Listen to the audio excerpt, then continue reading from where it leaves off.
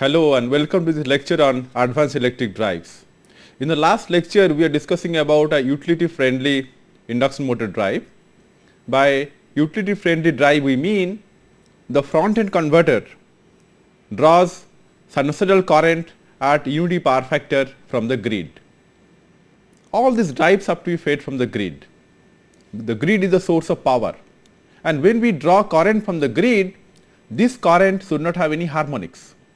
The harmonics current will distort the power supply in the grid and cause poor power quality.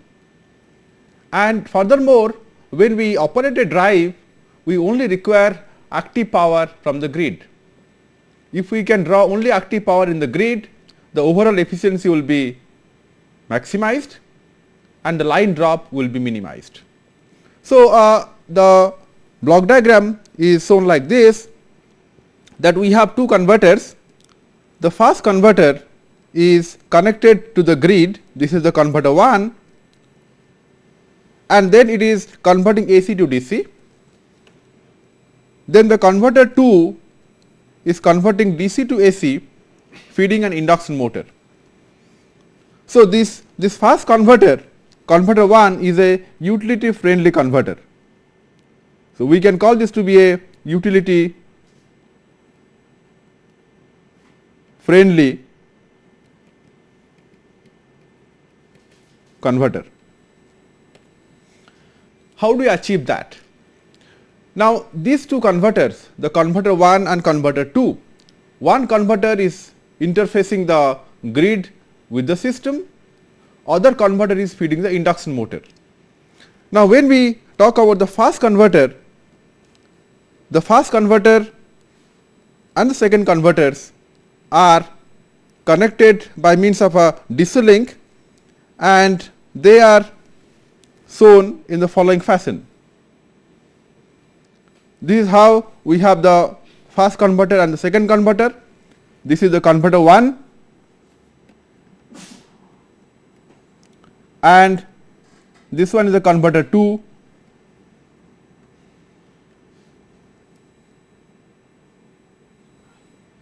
The first converter is interfaced with the grid and it is basically a bidirectional converter. It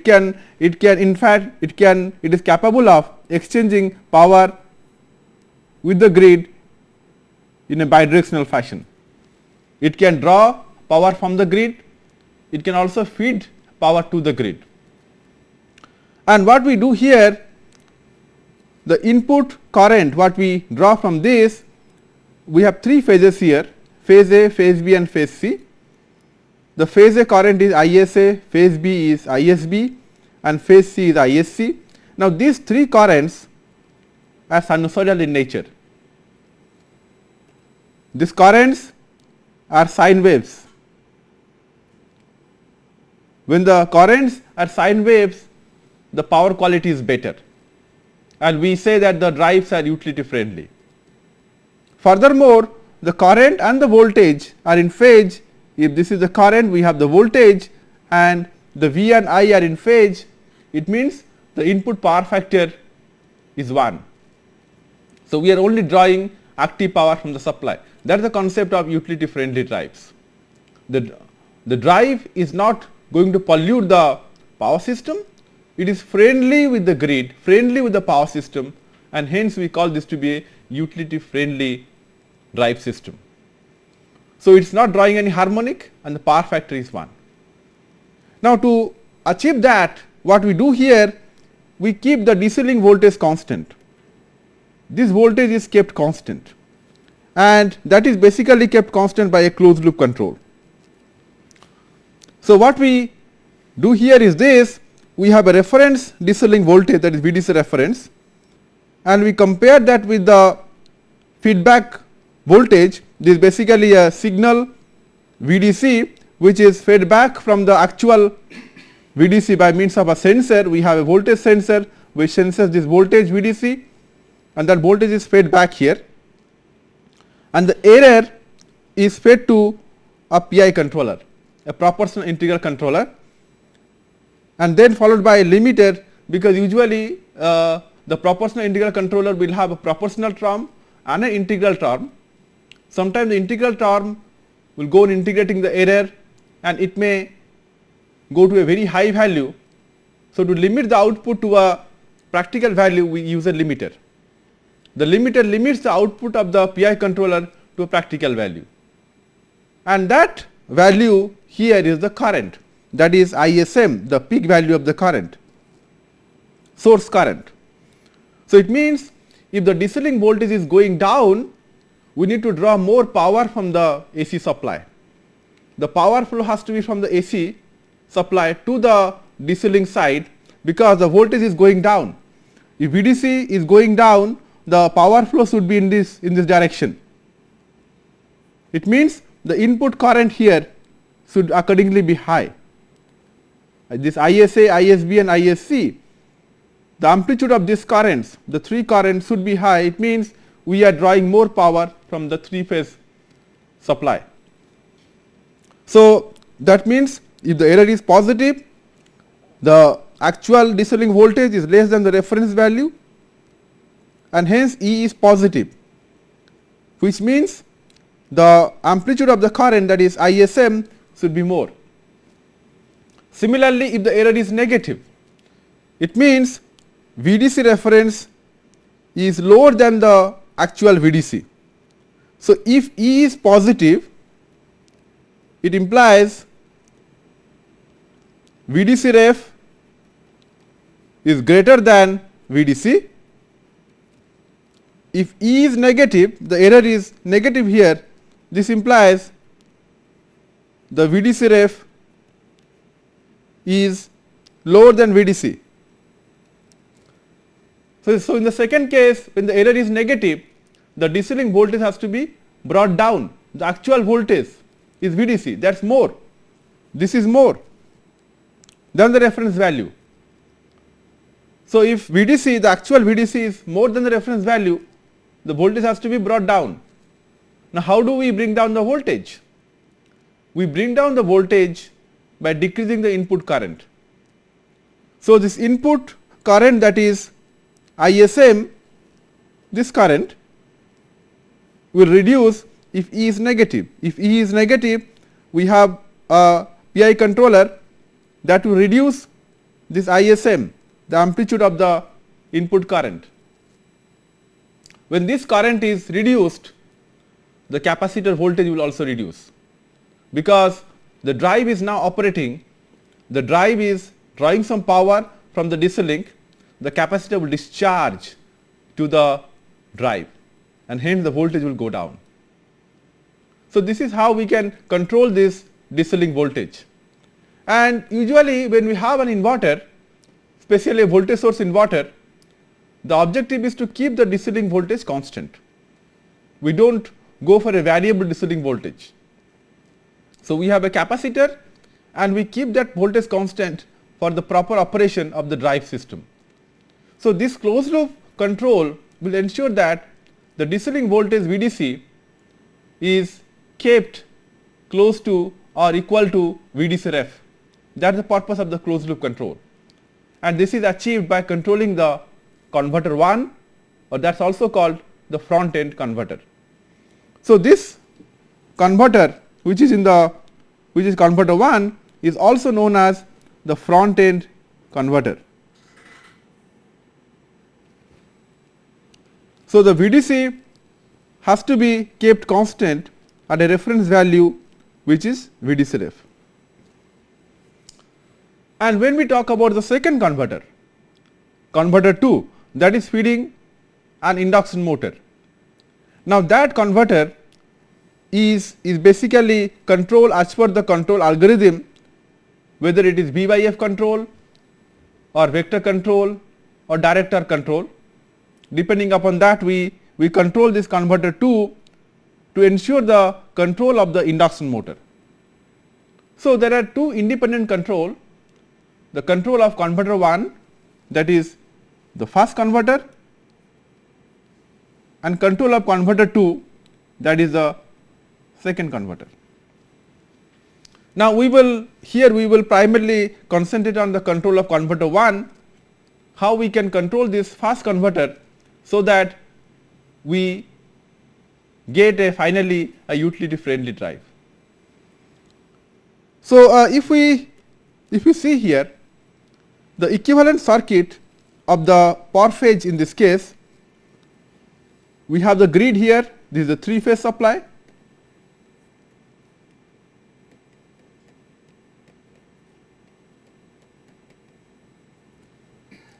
and then in each phase we have some inductor. This inductance is having a reactance of omega L, omega is the angular frequency, that is 2 pi f. Then these are connected to the converter in this case. So, this is the converter, and for every phase we have the converter here. For this is for the phase B, A, B and C, and we call this voltage to be AC, phase A converter voltage, N with respect to the neutral of the supply. Similarly, for phase B here we call that to be, this is for phase A, and for phase B we call that to be BCN, and for phase C we call that voltage to be VCCN. So, these basically these 3 voltages are phase shifted by 2 pi by 3 and 4 pi by 3 respectively with respect to the phase A voltage. Now, we can draw a per phase equivalent circuit where we can show the source voltage, then the inductance and then the converter voltage, and we are only concentrating on the fundamental frequency component, although it is a PWM inverter.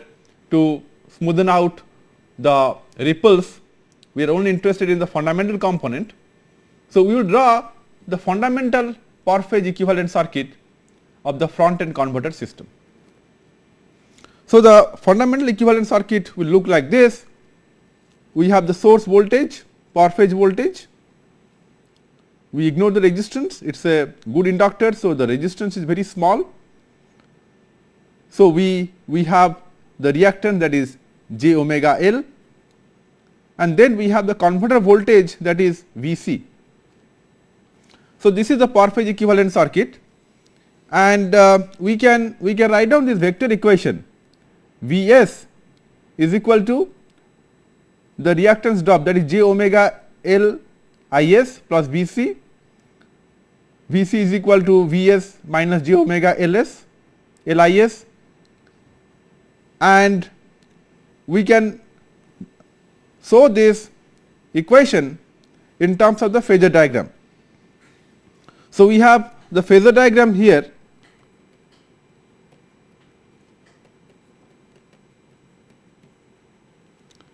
and this is the phasor diagram for the motoring. The power factor is going to be 1, and for the motoring the power is coming from the AC side to the DC link. The motor is drawing the power, and hence the power is coming from the AC source. The AC source in this case is a 3-phase source, and the power factor, the input power factor is 1, cos theta is 1 or theta is equal to 0. So, if you put the input power factor angle theta equal to 0 and complete the phasor diagram, we get the following diagram. We have the current here Is, this is Is, and the voltage here is Vs, they are in phase, and we have to find out what is Vc, is the converter voltage, that is as per this equation, that is Vs minus j omega L Is, that is equal to Vc. So, this is minus j means lagging this current Is by pi by 2. So, this is minus j omega L Is, and then we are adding that to Vs to get what is Vc, the converter voltage. And when we get the converter voltage, we can control this converter as per the voltage obtained. So, basically what we are trying to do, we are trying to calculate the converter voltage in this following fashion. Now, this is for the motoring. For the braking, what happens? and we aim for a regenerative braking. In regenerative braking, the motor kinetic energy is fed back to the supply. So, the AC grid now is not delivering power, but is receiving power, and the power factor is negative, and when the power factor is negative, the power flow direction is reversed. Now, in this case cos theta is equal to -1. So, we are receiving active power from the motor side or from the converter side. So, if we put that condition here, if theta is equal to, if cos theta is -1, theta is naturally 180 degree. That is what we have shown here. So, this is the voltage and we have the current here. Is is phase shifted from this by 180, and similarly we have the Vs, the voltage here, and then this is the reactance drop, and then we have the converter voltage. So, these are basically the phasor diagrams, and we are talking about the RMS quantities and the phasors. They are not the actual variables. So, what we need to do when we want to control the actual converter, we have three different phases: phase A, phase B and phase C. We need to convert the phasor quantities to actual time varying quantities. Now, how we can do that? Let us take the first equation. This is the equation that we have. Vs is equal to j omega Ls plus Vc, and then we have Vc is equal to Vs minus omega L Is. Now, let us assume here that we are only talking about phase A. Now, if we talk about phase A here, we can write down phase A voltage, source voltage Vsa with respect to neutral, that is equal to some maximum voltage Vsm or Vm into sin omega t.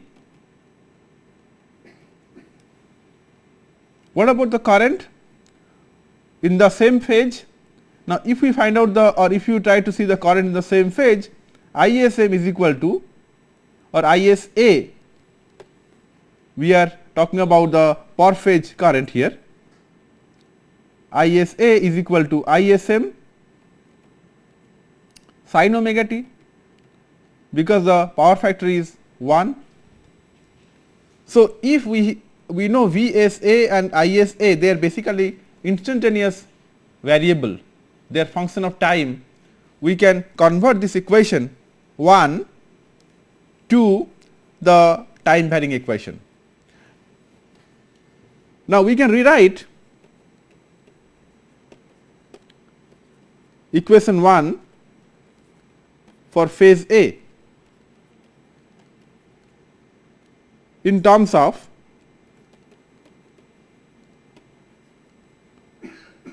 time. It is a phasor equation, we want to write it as a function of time. So, we can say that for phase C, for phase A, we have the converter voltage is ACN. So, we can say that ACN with respect to neutral, this also we can say VSAN, as you have ASN here. So, we have in this case VASN,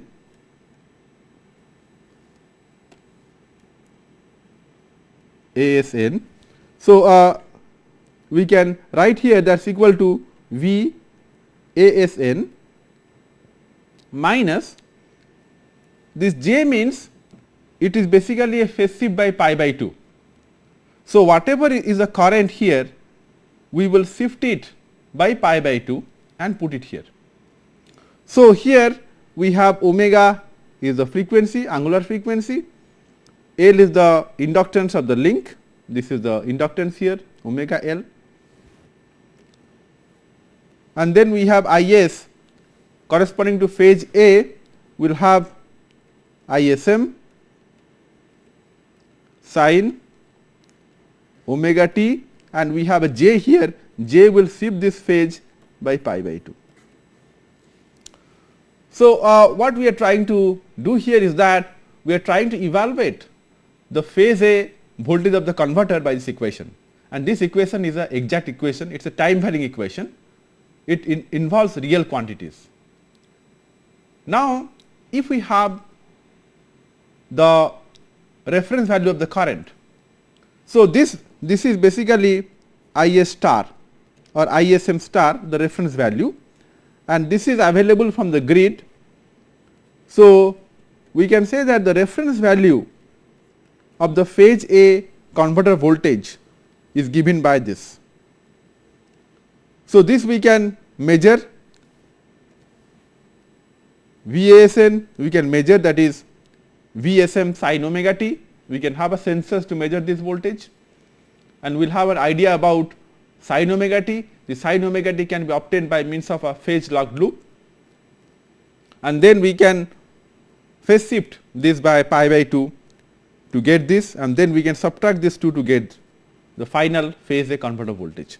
That is what we have done here, that we have implemented this using a block diagram. We have the DC reference and we have the actual feedback voltage, we have an error in this case, then we have a proportional integral controller, a limiter, then we have the maximum value of the current, the reference value, we multiply that by omega Ls, this is what we have done, omega L into ISM, this is omega L into ISM,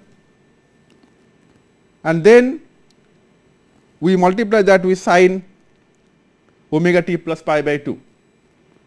So, this is what we have done here, and then we are subtracting this from VSAN, and then we have obtained VCA. Similarly, for phase B, this signal is shifted by 2 pi by 3. So, we have omega t plus pi by 2 minus 2 pi by 3, and for phase C we can obtain this by again shifting by 2 pi by 3 or adding plus 2 pi by 3. So, finally, we get the reference voltage VCA star, VCB star and VCC star, which are used to control the front end converter. So, these reference voltages will be used to control the front end converter, and the front end converter is converter 1, that is interface with the grid. As we have seen here, that we have the front end converter here, and this is interface with the grid. So, we can control this as we know the reference voltages VCA, VCB and VCC. Now, this is about our utility friendly drive, in which we have shown the control of the front end converter. The motor end converter control is well known, or we have already discussed previously. Depending upon a method of speed control or motor control of induction motor, we can go for either V by F control or vector control or director control. So, these drives are high performance drive, in the sense that these are applied for those applications where we need good torque and speed response. So, these are high performance drive system.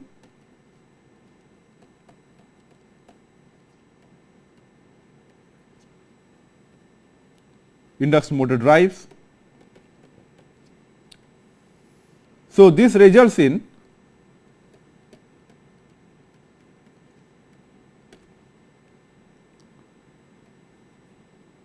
good input power factor,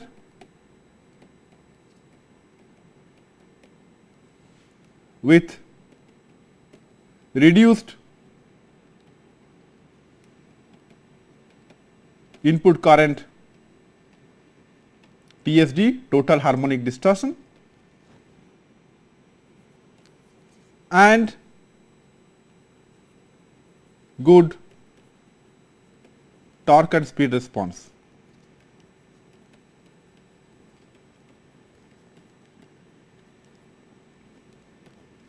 And these drives are basically used for medium power application, because we have only shown a 2-level converter. So, largely whenever we use the 2 converters using 2-level structure, by 2-level we mean the voltage output can either be plus VDC or 0. So, these converters are 2-level converters, and these drives are used primarily in medium power application.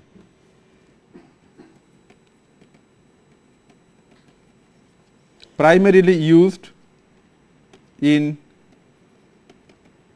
medium power application,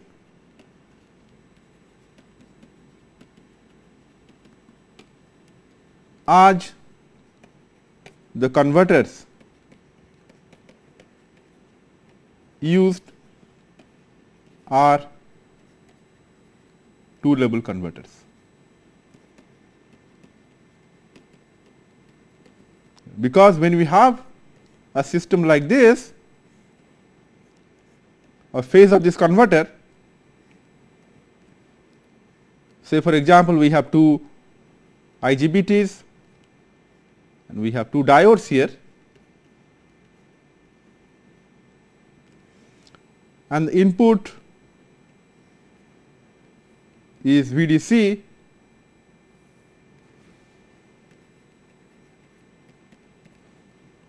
this is the output.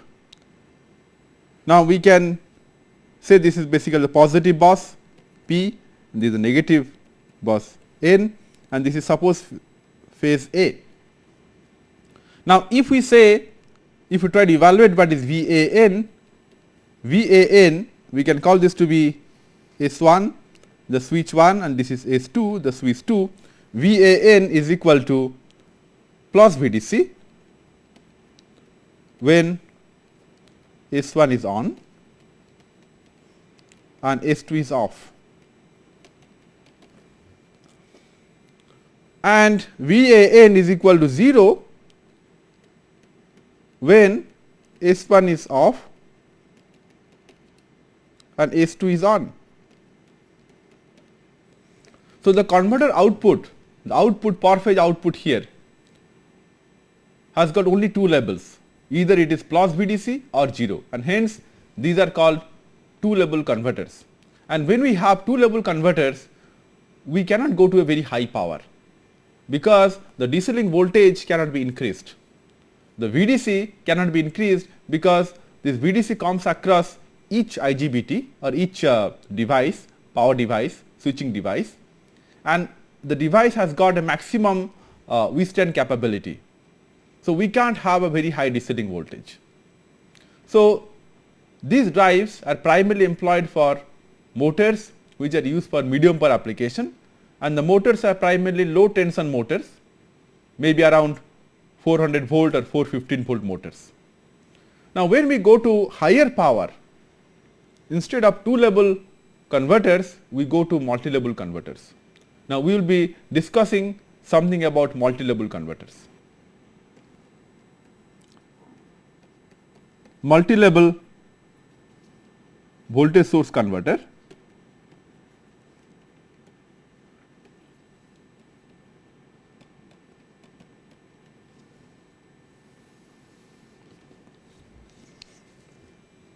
So, primarily what we have here, the multi-level converters means we can apply more than 1 levels, more than 2 levels.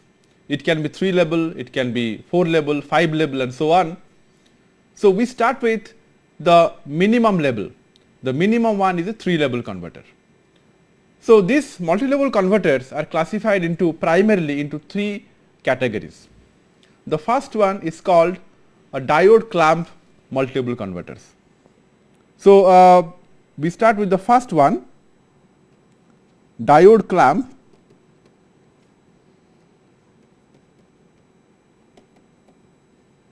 multi-level converters.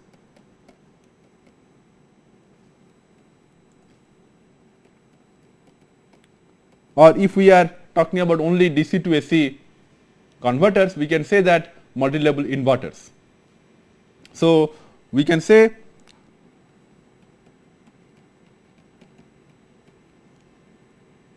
this is MLIs, multi-level inverters.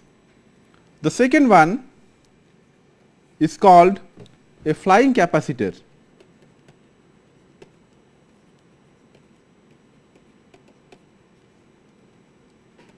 Multi-level inverter.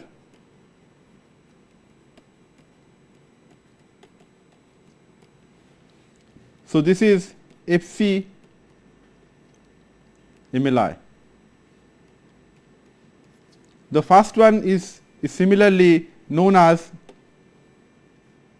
DC, the diode clamp multi-level inverters. The third category is called an H bridge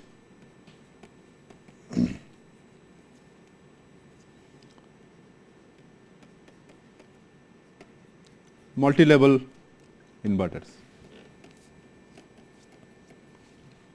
So, we can call this to be HB MLIs.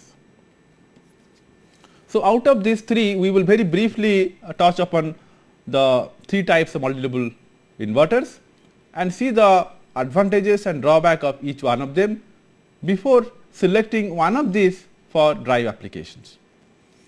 Let us first see the diode clamp multi-level inverter. So, we will start with the first one, that is the diode clamp multi-level inverter.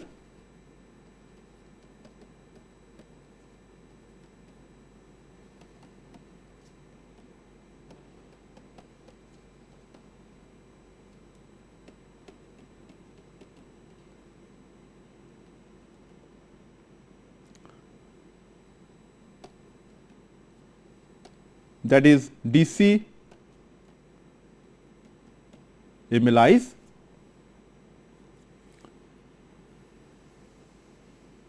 So, we will first take a 3-level topology.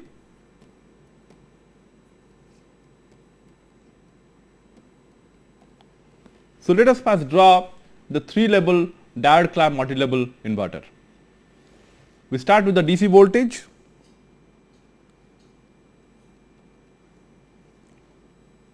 And this DC voltage is connected to two capacitors like this, and then we have 4 switches here, 1, 2, 3 and 4. They are IGBT switches.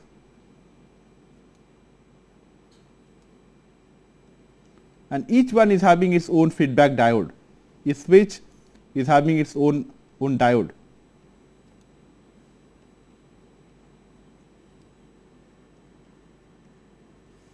Now, this is say for example phase A, and similarly we can have for other phases also. This for phase A, and we can have similarly for phase B and phase C respectively. Now, when we have this VDC is the input voltage and the capacitors are two identical capacitors. The capacitance of these two capacitors are equal. So, we can call them to be C1 and C2, and the voltage drop across each one of the capacitor is exactly same, and each one is equal to VDC by 2. So, what we have here is this, that this voltage is VDC by 2 and this is VDC by 2, and this we can call to be C1 and this is C2. So, this is the midpoint of the capacitors, and what additional thing we have here, we have a diode. One diode connects this point to the capacitor midpoint, other diode connects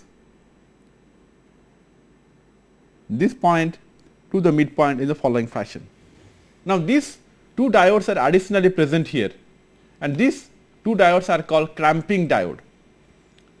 Because of these two diode structures, sometimes this type of multi-level inverter is also called neutral clamped multi-level inverter, because this point, the midpoint of the capacitor, is called the neutral point.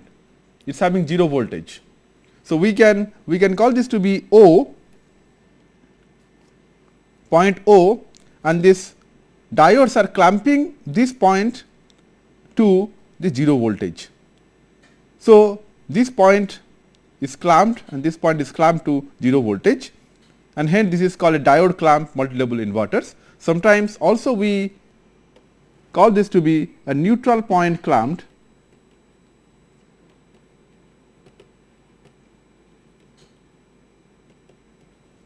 multi-level inverter. So what we have here, we have 4 switches, and the switches are named as S1, S2, S3 and S4. Now let us try to find out what is the output voltage here when we turn on and turn off these switches. So we can draw this, or we can show this in terms of a table. In the table we will write down VAO, the output voltage, against the switching status. So the voltage output VAO, and then we have the switching states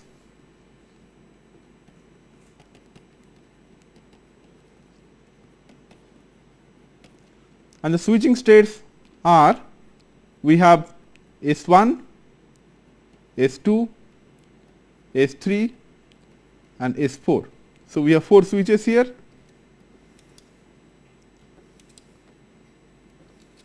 So we can draw this table, and here we will have 3 possible combinations in this case. We will have the voltage plus VDC by 2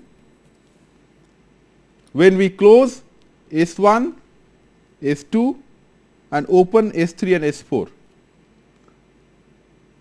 Similarly, we have the voltage minus VDC by 2 when we close S3 and S4 and open S1 and S2, and we will have the voltage equal to 0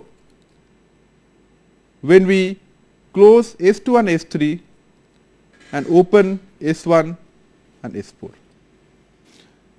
Now when we say that the voltage is plus VDC by 2, we close S1 and S2. S1 and S2 are 2 upper switches. So in this case we can see that when we close S1 and S2, these 2 switches are closed, so they are connected to the output here. Output is A, and this is coming from this plus VDC by 2. So directly what we have, VAO is plus VDC by 2. This is the situation when you have S1 closed and S2 closed, and S3 and S4 are open. These 2 switches, the lower switches of this particular phase is open. So S3 is open and S4 is open. So this is the lower legs are not connected. And then when we say that the voltage is minus VDC by 2, we close S3 and S4. So when we close S3 and S4, these 2 are closed. So when we close these 2 switches, basically A is connected to minus VDC by 2. This potential is negative and the upper side is positive. So when we close S3 and S4, we open S1 and S2 and we close S3 and S4. So when we close S3 and S4, the point A is connected to minus VDC by 2, and of course this basically this feedback diodes will facilitate bidirectional current flow. Load is a AC load. It could have positive voltage, positive current, negative voltage, negative current. So the current and the voltages can at any point of time assume any sign. So, it means we can have negative current with positive voltage, positive current with positive voltage, positive current with negative voltage, and negative current with negative voltage. And this is ensured by the bidirectional nature of the switch. The diodes actually facilitate the bidirectional current flow.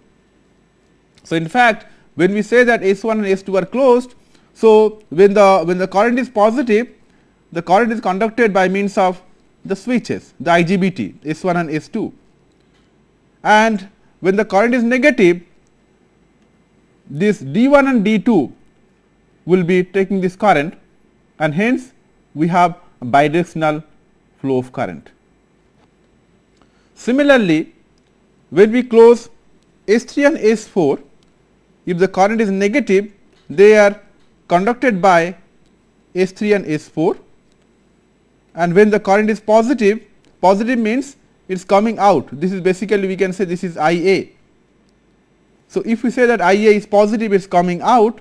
So, if it is coming out, this will be carried by D3 and D4. So, we can apply plus BDC by 2 and minus BDC by 2. What about 0 voltage? The 0 voltage can be applied when we turn on two intermediate switches. We have S2 and S3. When we turn on S2 and S3, we get 0 voltage. So, when we turn on S3 and S2 and S3, it means we turn on this switch and this switch.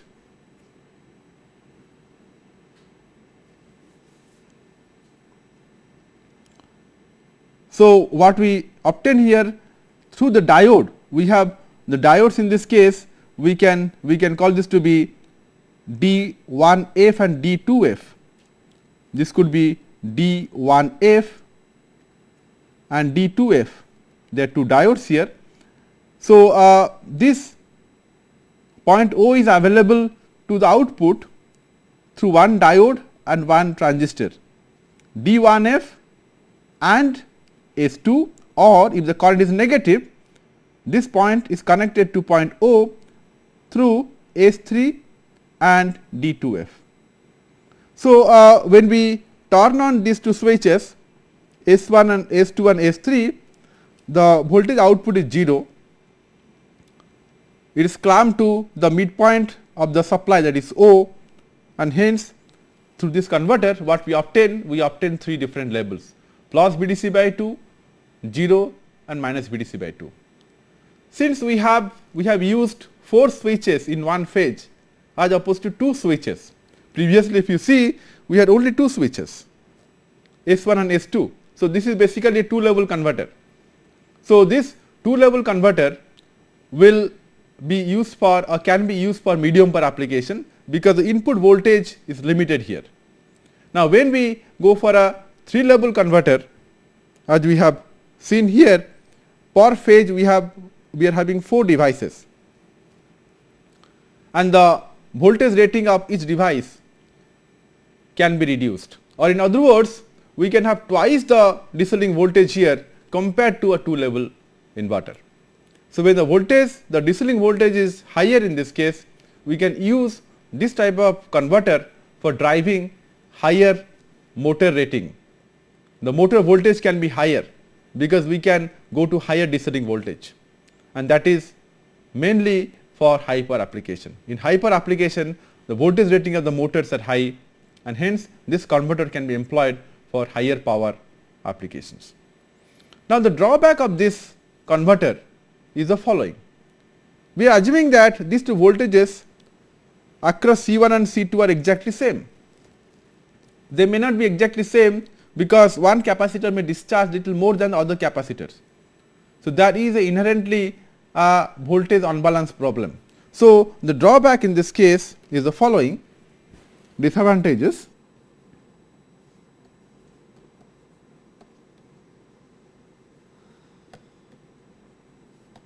Of diode clamp multi-level inverter. Number 1, voltage unbalance in the DC side across the DC side capacitors, across the DC link capacitors. So, this is actually the main drawback, that we have unbalanced problem in this case, and this has to be tackled by some other means. And then unequal voltage rating of the diodes here. So, we can say here that unequal voltage rating of the diodes and more number of devices.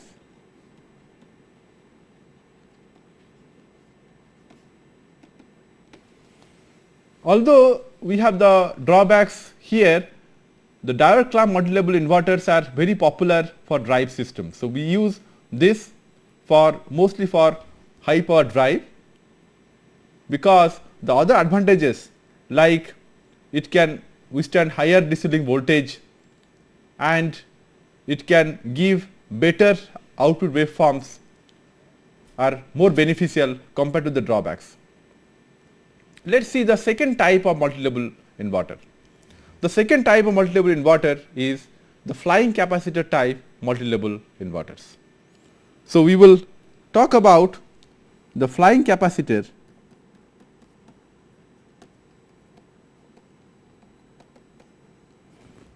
multi-level inverter. So, this is FC MLI. So, we will again take a 3-level structure. The voltages are basically 3 levels. The output voltage can have 3 different levels, and see a power phase structure of this 3-level inverter. So, we will again take a 3-level FCMLI.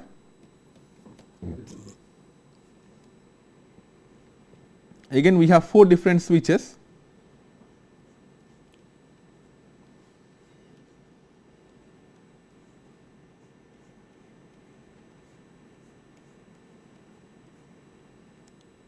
So, these are basically the IGBTs,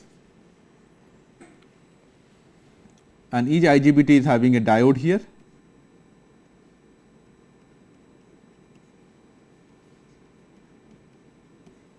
The feedback diode,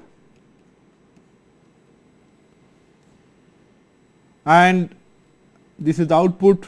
We have phase A, and this is connected to the DC voltage.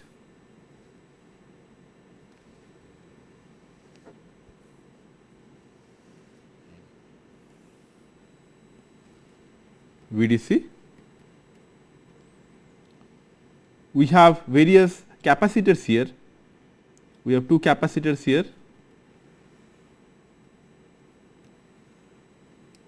C1 and C2, and these voltages are VDC by 2, this is VDC by 2,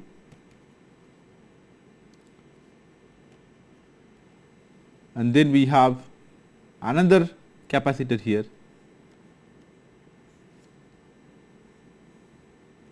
this is C3, and this voltage is VDC by 2, and the switches are S1, S2, S3 and S4.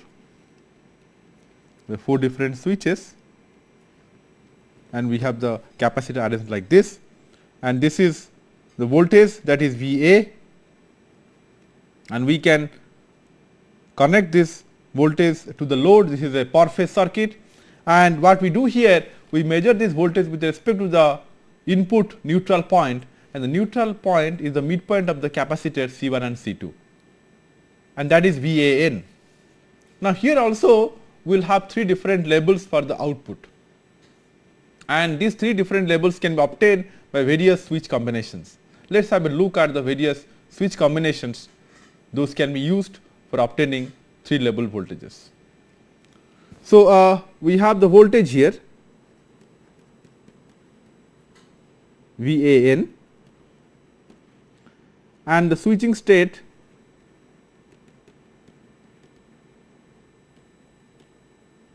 we have 4 switches here, S1, S2, S3 and S4.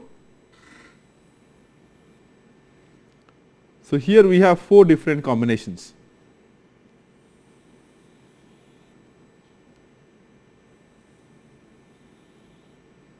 So we can have 4 different combinations here.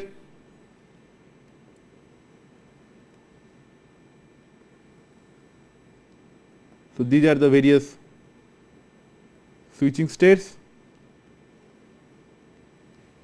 and the voltages here can be VDC by 2, can be 0. We have 2 different combinations which will give the 0 voltage output, and then we have minus VDC by 2. So for plus VDC by 2, we have very straightforward combinations that S1 and S2 are going to be 1. So we have S1 is 1 and S2 is 1, and S3 and S4 will be 0. So what we have here is that we turn on these 2 switches. So the current flow will be like this for positive current, and if the current is negative, this will flow through the diode, and VAN is connected to plus VDC by 2. And similarly, when we have minus VDC by 2, when we require minus VDC by 2, we turn on S3 and S4, and we turn off S1 and S2. So similarly, these 2 switches will be on. So the current can flow like this or like this, depending on whether it is negative or positive. This is the direction of the positive current IA. So when this S3 and S4 are closed, the voltage VAN will be minus VDC by 2. And we can have 2 possibilities or 2 combinations that can give 0 voltage. What we can do here is this, that we can have 0 voltage for 1 0 1 0 or 0 1 and 0 1. Now if we have 1 0 and 1 0, this is the upper switch is on, this is conducting, and this is conducting. So when we say these 2 are conducting, let us see how the voltage is 0. So we start with plus VDC, this is conducting, then we have encountered here a negative voltage. In this case there is a voltage drop here, so minus VDC, and then we go here. So when 1 and 3 are on, the voltage here is VDC by 2 minus VDC by 2, that is equal to 0. So the 2 capacitor voltages will cancel out. We have the voltage of C1, that is plus VDC by 2, this is plus VDC by 2 in this case, and then when we proceed along this path, there is a voltage drop here, that is the capacitor C3 voltage, that is plus VDC, that is a drop here. So in that case we get the voltage here VDC by 2 minus VDC by 2, that is equal to 0. And in a similar fashion, when we have this condition, that is 0 1 and 0 1, so what we have here is little different, that is switch 2 is on and switch 4 is on. When 4 is on, this is minus VDC by 2, and when the switch 2 is on, this voltage is added here. So again what we have here is this minus VDC by 2, so we have a voltage increase here. plus VDC by 2, that is equal to 0.